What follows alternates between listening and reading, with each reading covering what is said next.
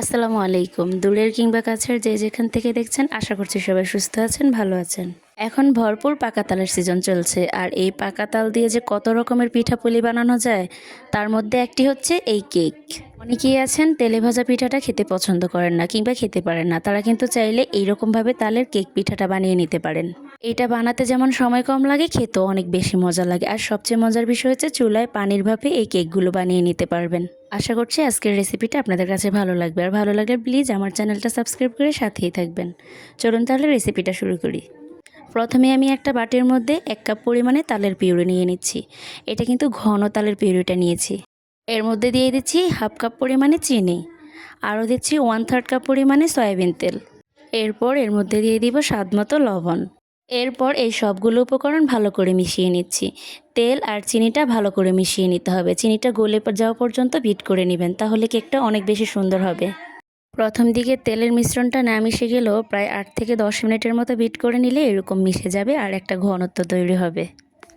Half cup fresh কুড়ানো নারকেল দিয়ে দিচ্ছি। এখন এই নারকেলও ভালো করে তালের সাথে মিশিয়ে নিচ্ছি। নারকেলের পরিমাণটা একটু বাড়িয়ে দিবেন, এতে করে কেকটা বেশি মজা লাগবে খেতে। এখন একটা ছাঁকনির সাহায্যে শুকনো উপকরণগুলো দিয়ে দিচ্ছি। এখানে দিয়ে দিচ্ছি 1/4 কাপ চালের গুঁড়া আর 1/3 কাপ দিয়ে দিচ্ছি ময়দা, 1 চামচ দিচ্ছি বেকিং পাউডার। শুকনো উপকরণগুলো ভালো করে ছেঁকে দিতে হবে, এতে করে ভিতরে কোনো আর লামস থাকবে না আর কেকটাও খুব সুন্দর হবে। এখন দিয়ে দিচ্ছি 2 চামচ পরিমাণে গুঁড়ো দুধ। এখানে চাইলে আপনারা পুরোটাও চালের গুঁড়ো নিতে পারেন, আবার পুরোটাও ময়দা নিতে পারেন, তবে দুইটার সংমিশ্রণে কেকটা অনেক বেশি ভালো হবে। আমি এখানে শুকনো চালের গুঁড়িটা নিয়েছি, আপনারা চাইলে ভেজাটাও নিতে পারেন। এরপর ভালো করে শুকনো উপকরণগুলো তার সাথে মিশিয়ে নিচ্ছি। এইরকম যখন চিড়ে চিড়ে আসবে ব্যাটারটা, তখন বুঝতে হবে পারফেক্ট হয়েছে।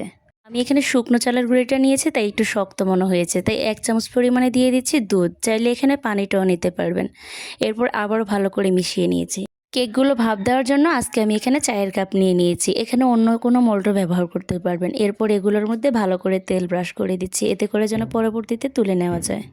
এখন একটা চামচের সাহায্যে এই কেকের মিশ্রণটা মোল্ডগুলোর মধ্যে দিয়ে দিচ্ছি। একটু খালি করে দিতে হবে, কারণ পরবর্তীতে ফুলে উঠলে যেন এগুলো ভরে যায়।